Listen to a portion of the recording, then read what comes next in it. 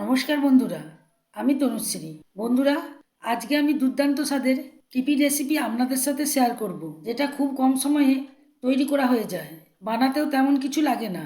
যখনই খিদে পাবে তখনই এটা ঝটপট বানিয়ে নিতে পারবেন। আশা করি আপনাদেরকে খুবই ভালো লাগবে। তাই বন্ধুরা, স্কিপ না করে পুরো ভিডিওটা দেখার অনুরোধ রইল। বন্ধুরা, এই টিফিনটা তৈরির জন্য আমি নিয়ে নিচ্ছি 1 কাপ সুজি। 1 কাপ সুজির জন্য এখানে নিয়ে নিচ্ছি 1 কাপ জল।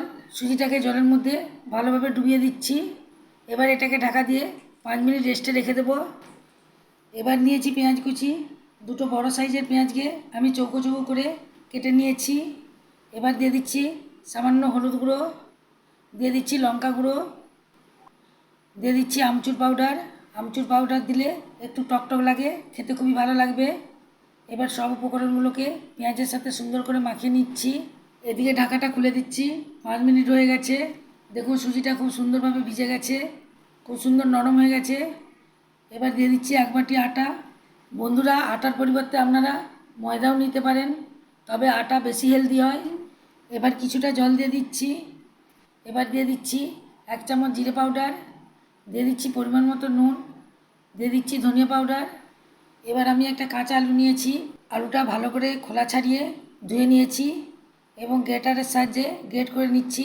যেদিকটা সরু গ্রেটার সেদিক দিয়ে গ্রেট করে নিয়েছি। জল দিয়ে আলুটাকে ভালো করে ধুয়ে নেব। এর মধ্যে যত নোংরা আছে সেগুলো বেরিয়ে যাবে। জল পাল্টে পাল্টে 3-4 বার ধুয়ে নিয়েছি। এবার আলুটাকে জল চেপে উঠিয়ে নিচ্ছি। এইভাবে জল চিপে চিপে সব আলুগুলোকে উঠিয়ে নেব। সব আলু উঠানো হয়ে গেছে। এবার এই আলুগুলোকে আটার মধ্যে দিয়ে দিচ্ছি। এবার সব উপকরণগুলোকে একসাথে মাখিয়ে নিচ্ছি। এখানে জল কম পড়েছিল, তাই আবারও জল দিয়ে দিয়েছি।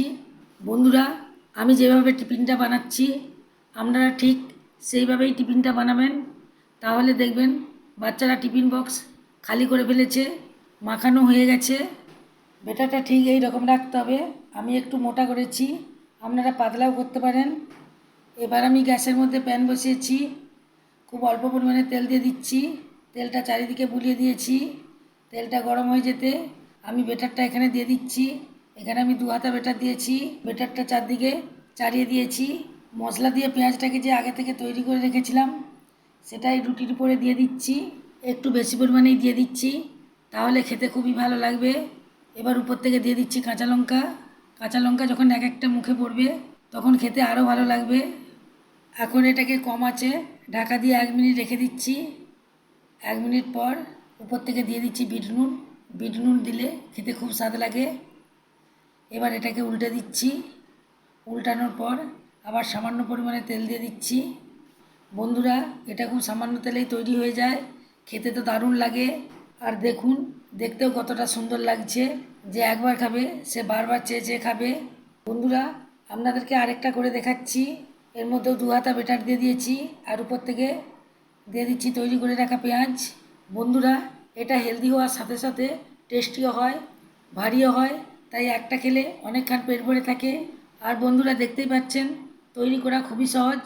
যখনই আপনাদেরকে খিদে পাবে তখনই আপনারা ঝটপট করে বানিয়ে নিতে পারবেন।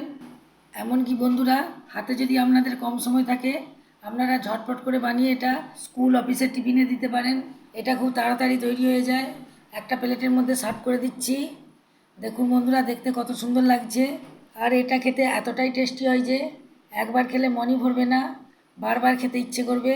রেসিপিটা ভালো লেগে থাকলে লাইক দিয়ে দেবেন, আমার চ্যানেলকে সাবস্ক্রাইব করবেন এবং বন্ধুদের মধ্যে প্রচুর প্রচুর শেয়ার করবেন।